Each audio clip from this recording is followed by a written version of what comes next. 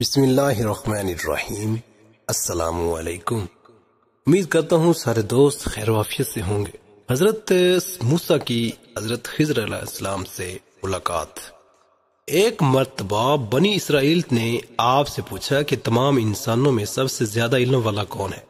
حضرت موسیٰ چونکہ نبی تھے اور آپ کے علم میں اپنے سے زیادہ علم رکھنے والا کوئی نہیں تھا، اس لیے فرمایا کہ انسانوں میں سب سے بڑا عالم میں ہوں۔ یہ بات اگرچہ فی نفس درست تھی، مگر ادب کا تقاضا یہ تھا کہ حضرت موسیٰ اس کو اللہ کے علم کے حوالے کرتے، یعنی یہ کہہ دیتے کہ اللہ تعالیٰ ہی جانتے ہیں کہ ساری مخلوق میں بڑا عالم کون ہے۔ بہرحال اللہ تعالیٰ کو یہ جواب پسند نہیں آیا، اس لیے اللہ تعالیٰ نے موسیٰ پر وحی نازل کی کہ ہمارا ایک بندہ دو سمندروں کے ملنے کی جگہ پر رہتا ہے، وہ آپ سے بھی بڑا عالم ہے۔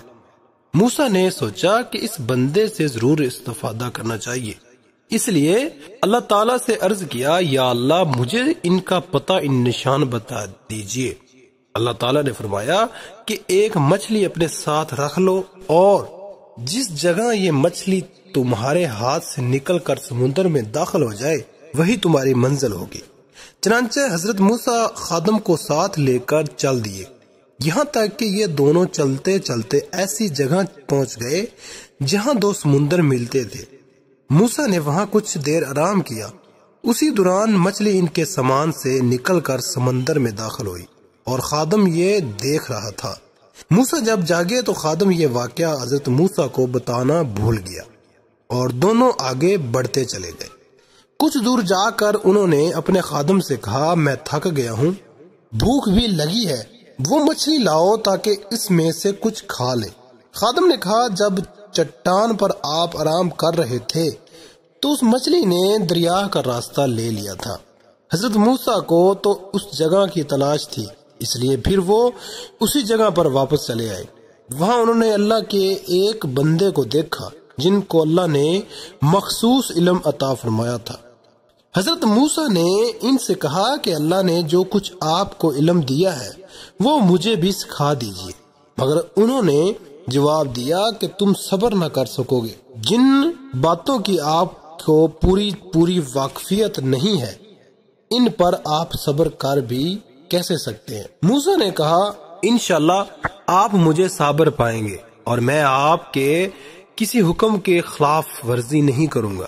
آخر جب انہوں نے زیادہ اصرار کیا تو اس اللہ کے بندے نے کہا کہ تم میرے ساتھ رہنا چاہتے ہو تو شرط یہ ہے کہ میں جو کام کروں اس کے متعلق مجھ سے کوئی بات نہ کرنا اور نہ ہی کوئی سوال پوچھنا، یہاں تک کہ میں خود اس کی وضاحت نہ کروں۔ حضرت موسیٰ نے یہ شرط منظور کر لی اور دونوں سفر پر روانہ ہو گئے۔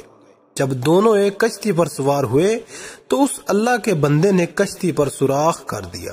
حضرت موسیٰ اس پر ناراض ہوئے اور کہا کہ کیا تم نے اس لیے کشتی میں سوراخ کیا ہے کہ اس میں سوار لوگ ڈوب جائیں؟ یہ آپ نے بڑا خوفناک کام کیا ہے۔ انہوں نے شرط یاد دلائی تو آپ نے کہا کہ میں بھول گیا تھا، اب ایسا نہیں ہوگا۔